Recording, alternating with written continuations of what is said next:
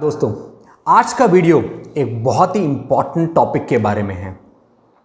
ये एक ऐसा पॉइंट है जिसको या तो लोग समझते नहीं हैं या फिर अगर समझते भी हैं तो उसको बहुत ही केयरलेसली हैंडल करते हैं और इसकी वजह से या तो उनको बैंक्स या एनबीएफसीज लोन्स नहीं देती हैं और अगर देती भी हैं तो बहुत ही हाई रेट्स पे देती हैं।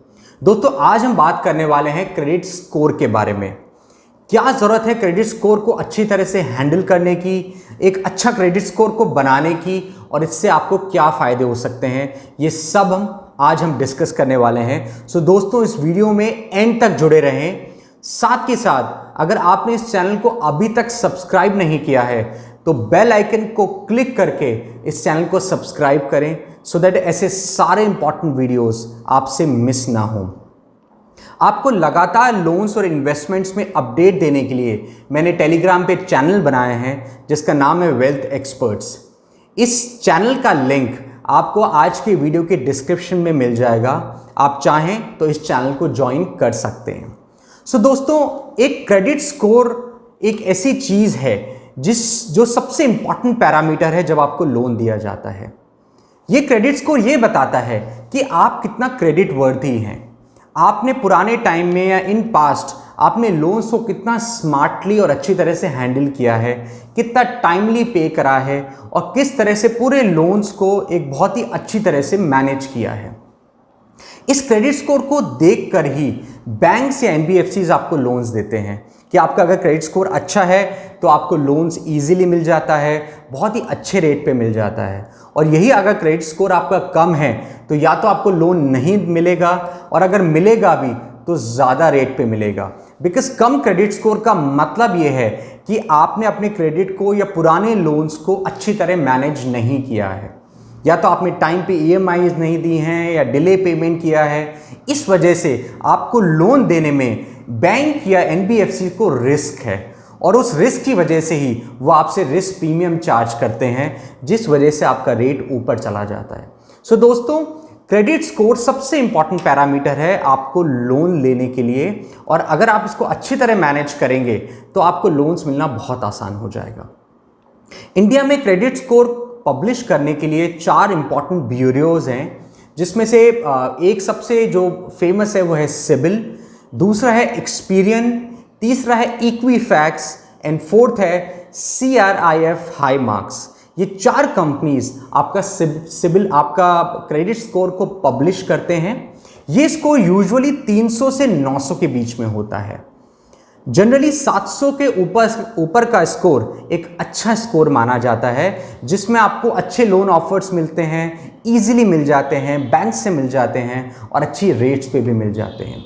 सो दोस्तों, ये आपका जो पूरा क्रेडिट स्कोर है ये एक बहुत ही स्ट्रॉन्ग पैरामीटर है जिसकी वजह से आपको लोन्स मिलना आसान होता है और अच्छी रेट पे भी मिल जाता है। दोस्तों, banks and NBFCs her month आपके क्रेडिट इंफॉर्मेशन और क्रेडिट एक्टिविटीज की रिपोर्टिंग देते हैं इन ब्यूरोज को।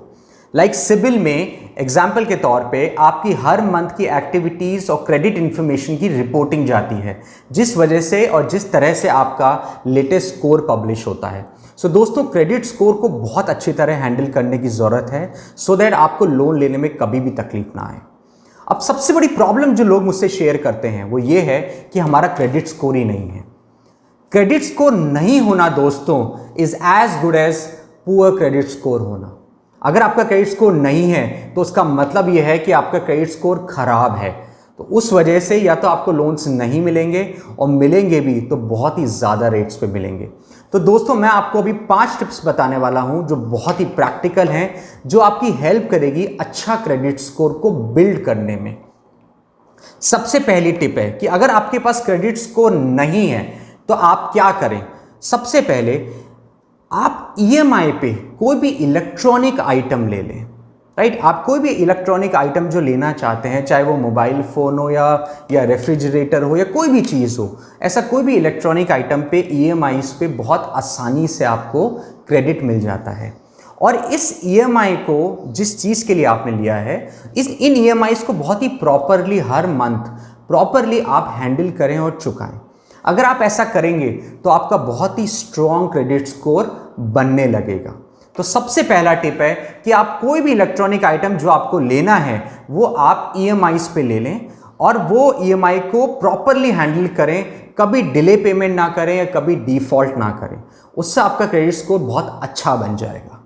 सेकंड टिप ये है कि आप एक सिक्योर्ड क्रेडिट कार्ड ले लें। सिक्योर्ड क्रेडिट कार्ड का मतलब होता है कि आपने एक बैंक में एफडी बनाई और उस एफडी के इक्विवेलेंट आपने क्रेडिट लिमिट लेकर एक क्रेडिट कार्ड ले लिया।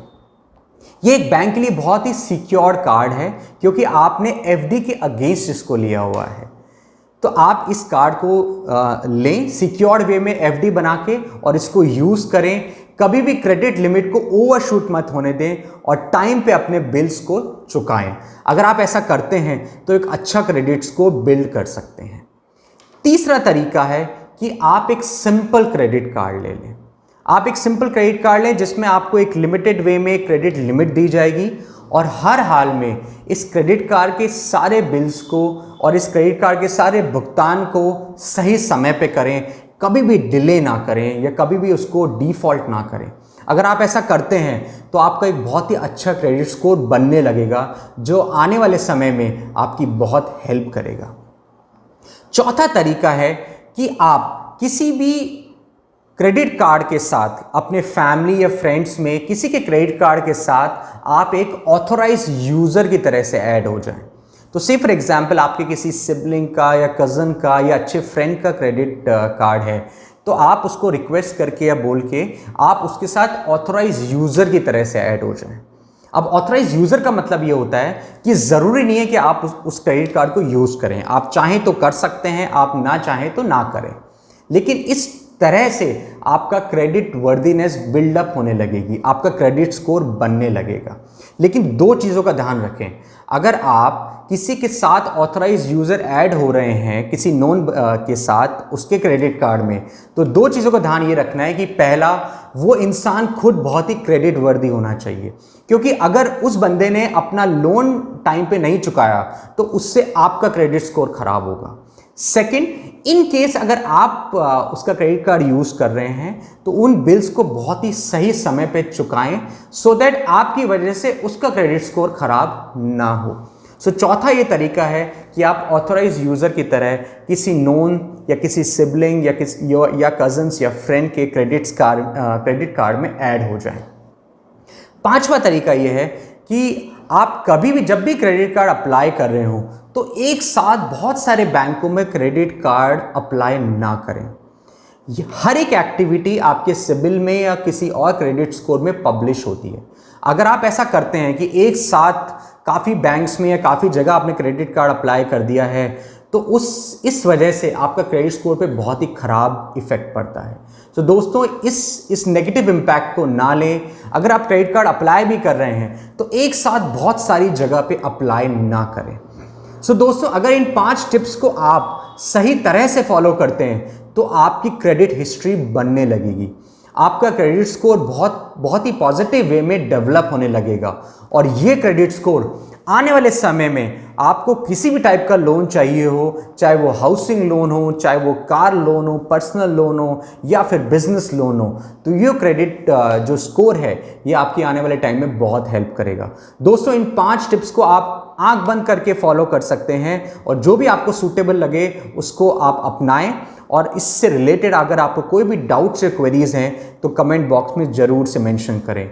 और ये ना भूलें कि इन सारी इन्फॉर्मेशन का फ़ायदा ज़्यादा से ज़्यादा लोगों को होना चाहिए। सो इन वीडियोस को ज़्यादा से ज़्यादा लोगों से शेयर करें दोस्तों। All the best.